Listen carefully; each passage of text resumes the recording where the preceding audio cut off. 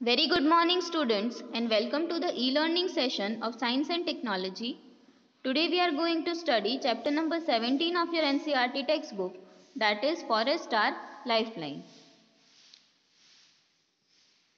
So in this chapter we will study about various types and sizes of forest, about how the animals survive in the forest, किस तरह से वो अपना food gain करते हैं, खुद को फीड करते हैं, किस तरह से वो फॉरेस्ट के लिए हेल्पफुल होते हैं, फॉरेस्ट में कितने टाइप के प्लांट्स होते हैं, what are the various levels of the food chain, food web, etc., and how we are damaging the forest, and what is how the forest is beneficial to us. All this we will study in this chapter. Okay, so moving ahead, first topic of the chapter is different layers of the forest. Okay, so in the given figure आप देख सकते हैं कि जो top most level के trees हैं, जो highest trees हैं फॉरेस्ट में, वो एक रूफ टाइप का स्ट्रक्चर फॉर्म कर देते हैं फॉरेस्ट के लिए, जिसकी वजह से जो सनलाइट है वो फॉरेस्ट में बहुत कम एंटर हो पाती है. Okay, so this highest level of trees in the forest.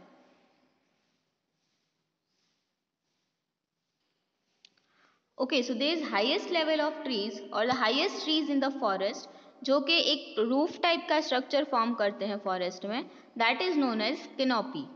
Okay, जो हाईएस्ट ट्रीज होते हैं फॉरेस्ट में, जो सनलाइट को एंटर नहीं होने देते, जिसकी वजह से फॉरेस्ट जो है वो बहुत ज़्यादा वार्मथ नहीं हो पाता, दैट इज कॉल्ड कैनोपी.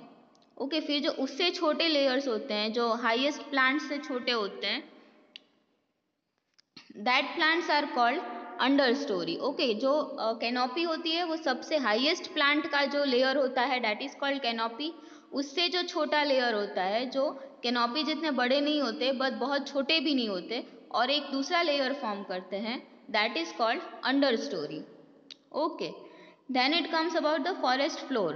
तो जो कि बिल्कुल बॉटम पे होते हैं, एकदम फॉरेस्ट के लेयर पे होते हैं, dead plants are called forest floor. Okay, जैसे कि छोटे छोटे हर्ब्स हैं, या फिर ग्रास है, या फिर जो फॉलन लीव्स है, जो बड़े प्लांट्स की जो लीव्स ज़मीन पे गिर गए हैं, ऑल दोज थिंग्स जो कि फॉरेस्ट के जो ग्राउंड लेवल को कवर कर लेती है, those plants are called, those layer of plants are called forest floor. Okay, so forest में जो प्लांट्स होते हैं वो 3 लेयर में डिवाइडेड होते हैं. First is canopy, second is under story, and third is forest floor. जो सबसे फर्स्ट लेयर है दैट इज कैनोपी, जो हाईएस्ट हाइट के जो ट्रीज हैं वो जो लेयर फॉर्म करते हैं, दैट इज कॉल्ड कैनोपी. उसके बाद का जो सेकेंड लेयर होता है ट्रीज का, that is under story, and the third one is forest floor. Okay, अभी नेक्स्ट हम स्टडी करेंगे कि फॉरेस्ट फ्लोर क्या होता है डिटेल में. कैनोपी और अंडर स्टोरी के बारे में मैंने आपको बता दिया.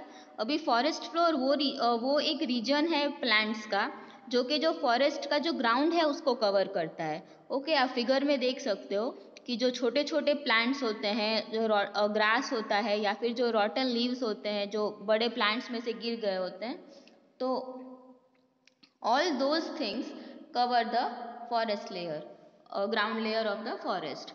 ओके, अब आपने ये नोटिस किया होगा, अगर आपने कभी फॉरेस्ट गए हो, या फिर अगर आपने कभी फॉरेस्ट देखा हो, तो आपने नोटिस किया होगा कि जो ग्राउंड लेयर है फॉरेस्ट का, जिसपे लीव्स और ये सारी चीज़ें गिरी हुई होती हैं, वो हमेशा थोड़ा सा वेट और मॉइस्ट होता है. Okay, fallen leaves, fruits, seeds, small herbs make a layer in the floor of the forest, that is called forest floor. तो ये जो लेयर होता है वो हमेशा थोड़ा सा वेट और मॉइस्ट होता है. सो वाई इज इट सो? तो ऐसा इसीलिए होता है क्योंकि हमने जो अभी कैनोपी के बारे में पढ़ा है, जो हाईएस्ट लेयर है, हाईएस्ट हाइट के ट्रीज होते हैं, वो जो एक लेयर फॉर्म करते हैं जिसको हम कैनोपी कहते हैं, वो जो कैनोपी का लेयर है वो काफ़ी एक डेंस रूफ जैसा स्ट्रक्चर फॉर्म कर देता है फॉरेस्ट में, जिसकी वजह से जो सनलाइट है वो ग्राउंड लेयर तक बहुत ज़्यादा कम आ पाती है. And that is the reason जो ग्राउंड लेयर है फॉरेस्ट का, जिसको हम फॉरेस्ट फ्लोर कहते हैं, वो बहुत ज़्यादा कम वार्मथ रिसीव करती है. And that is the reason कि जो ग्राउंड लेयर पे जो फॉरेस्ट होते हैं, फॉरेस्ट फ्लोर पे जो प्लांट्स होते हैं, या फिर जो लीव्स गिरे हुए होते हैं, या फिर जो फॉरेस्ट फ्लोर होता है वो काफ़ी वेट और मॉइस्ट होता है, बिकॉज उसको मैक्सिमम अमाउंट में वार्मथ नहीं मिलता, जिसकी वजह से वो ड्राई हो सके. Okay, so that is the reason कि फॉरेस्ट फ्लोर जो है वो हमेशा डैम्प एंड वेट होता है. ओके, मूविंग अहेड, जो डिकम्पोजर्स का क्या रोल है और माइक्रो ऑर्गेनिजम्स का क्या रोल है, दैट वी विल सी। तो micro organisms help in decomposition of dead organisms. Okay, अब सपोज किसी एनिमल का डिमाइस हो जाता है, डेथ हो जाती है, तो अगर 1 महीने पहले उस एनिमल की डिमाइस हुई है तो 1 महीने बाद उस एनिमल का क्या होगा, वो वहीं का वहीं तो नहीं रहेगा। तो उसको जो होता है वो डिकम्पोजर टाइप के कुछ माइक्रो ऑर्गेनिजम्स होते हैं। माइक्रो ऑर्गेनिजम्स मतलब जिसको हम नेक्ड आई से नहीं देख सकते, ऐसे ऑर्गेनिजम्स, उसमें डिकम्पोजर टाइप के एक माइक्रो ऑर्गेनिजम्स होते हैं जो कि उस डेड बॉडी को वो खुद को उस डेड बॉडी के ऊपर फीड करते हैं, जिसकी वजह से वो जो डेड बॉडी है वो डिकम्पोज हो जाती है और फिर सॉइल में मिक्स हो जाती है, जिसकी वजह से सॉइल को जो है वो बहुत सारा न्यूट्रिशन मिलता है और बहुत उसकी फर्टिलिटी बढ़ती है। So that way micro organism helps in soil fertility, increasing the soil fertility in the forest. Okay, और ये जो डिकम्पोजर्स होते हैं वो क्या करते हैं कि इस जो डेड बॉडी होती है उसके ऊपर खुद को फीड करके वो उनको एक डार्क स्टिकी सब्सटेंस में कन्वर्ट करते हैं, जिसको ह्यूमस कहते हैं। ओके, सो ह्यूमस की डेफिनेशन क्या बनती है कि micro organisms feed on dead and decaying substances and convert them into a dark coloured substance. Okay, आप जैसा फिगर में देख रहे हो ब्राउनिश कलर का सब्सटेंस है। ओके, सो ऐसे जो सब्सटेंस होते हैं, ऐसे जो माइक्रो ऑर्गेनिजम्स या फिर डिकम्पोजर्स होते हैं जो खुद को डेड बॉडी के ऊपर फीड करके उसको डार्क सब्सटेंस में कन्वर्ट करते हैं, which is known as humus. Okay, अभी नेक्स्ट आ रहा है कि एनिमल्स जो होते हैं उसको फूड कैसे मिलता है फॉरेस्ट में। ओके, अब फॉरेस्ट में तो सिर्फ प्लांट्स प्लांट्स प्लांट्स हैं सब जगह, तो एनिमल्स जो हैं वो खुद को फीड कैसे करेंगे। तो before understanding how they get food in the forest we need to understand about autotrophs and heterotrophs. Okay, अब ऑटोट्रॉप्स जो है वो ऐसे लिविंग बीइंग्स हैं जो खुद अपना फूड बनाते हैं with the help of water, sunlight and air. Okay, अब जैसे प्लांट्स हैं तो प्लांट्स वाटर, सनलाइट और एयर का यूज़ करके फोटोसिंथेसिस प्रोसेस करती है, जिसके हेल्प से वो अपना फूड खुद बना सकती है। बट अदर लिविंग ऑर्गेनिजम्स जैसे कि एनिमल्स हैं, ह्यूमन बीइंग्स हैं, तो they can't cook their food by their own. मतलब if they cook their food by their own then they are dependent on plants. Okay, plants जो है वो किसी के ऊपर डिपेंडेंट नहीं है फूड के लिए, बट हम एनिमल्स हैं या फिर ह्यूमन बीइंग्स हैं तो वो सब जो है वो प्लांट्स के ऊपर अपने फूड के लिए डिपेंडेंट है। So such organisms are called heterotrophs. Okay, autotrophs are the living organisms that cook their food on their own, while heterotrophs are the organisms that consume different autotrophs for their food. Such animals or such organisms are called heterotrophs. Okay. अभी next है कि जो heterotrophs होते हैं वो 3 type के होते हैं। One of them is herbivores जो कि सिर्फ प्लांट्स पे फीड करते हैं।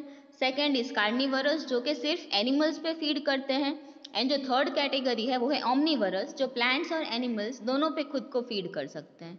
ओके, जैसे हम ह्यूमन बीइंग है तो कुछ वेजिटेरियन ह्यूमन बीइंग होते हैं, कुछ नॉन वेजिटेरियन ह्यूमन बीइंग होते हैं, so we come under the category of omnivores. But जैसे डियर है या फिर काउ है, गोट है, तो ये जो सारे एनिमल्स हैं वो खुद को ग्रीन प्लांट्स के ऊपर फीड करते हैं, ग्रीन ग्रास के ऊपर फीड करते हैं। So such animals come under the category of herbivores. While lion है या फिर स्नेक है, ये सब क्या है, ये दूसरे एनिमल्स को खाते हैं। So such animals come under the category of carnivorous. Okay. Autotrophs are the living organisms that cook their own food, while heterotrophs are the organisms that are dependent on autotrophs for their food. Okay. Heterotrophs जो हैं वो 3 type के होते हैं, herbivorous, carnivorous and omnivorous. Okay. अभी next is what is food chain and what is food web. Okay, तो in the figure आप देख सकते हो फर्स्ट फिगर में कि जो डियर है एक वेजिटेरियन एनिमल है, वो प्लांट्स के ऊपर डिपेंडेंट है अपने फूड के लिए। फिर जो कार्निवरस एनिमल है वो डियर के ऊपर डिपेंडेंट है अपने फूड के लिए। फिर जब लायन का डिमाइस हो जाता है तो डिकम्पोजर्स जो है वो उसकी बॉडी को डिकम्पोज करके उसकी पूरी बॉडी के जो न्यूट्रिएंट्स हैं उसको सॉइल में मिक्स कर देते हैं। ओके, और उस सॉइल में से फिर जो है वो नए प्लांट्स बनते हैं। So this cycle continues on and on, और इस साइकिल को कहते हैं फूड चेन। ओके, और दूसरा क्या है कि फॉरेस्ट में, दूसरे फिगर में आप देख सकते हो कि फॉरेस्ट में जो है ऐसे कई सारे फूड चेन कंटिन्यू करते हैं, और ये सारे फूड चेन जो होते हैं वो एक दूसरे से लिंक्ड होते हैं।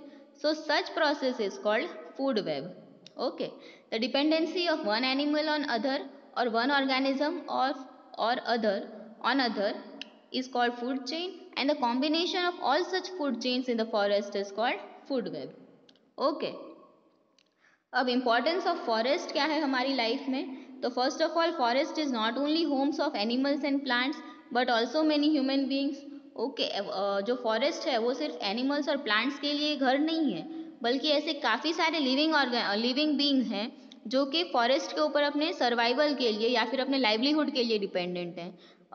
जैसे कि एग्जांपल के लिए आप ले सकते हो कि जो फॉरेस्ट गाइड होता है या फिर कुछ ऐसे लोग होते हैं जो फॉरेस्ट में जो मेडिसिनल प्लांट्स होते हैं उसकी मदद से हर्ब्स बनाते हैं, या फिर कुछ अभी तो हंटिंग इलीगल है बट कुछ जो हंटर्स होते हैं जो एनिमल्स को हंट करते हैं फिर उसकी स्किन में से अलग अलग प्रोडक्ट्स बनाते हैं. So such human beings are dependent on forest for their livelihood. Okay, so forest is not only important for animals and plants but it is also important for human being. Second thing is that forests are a dynamic living entity.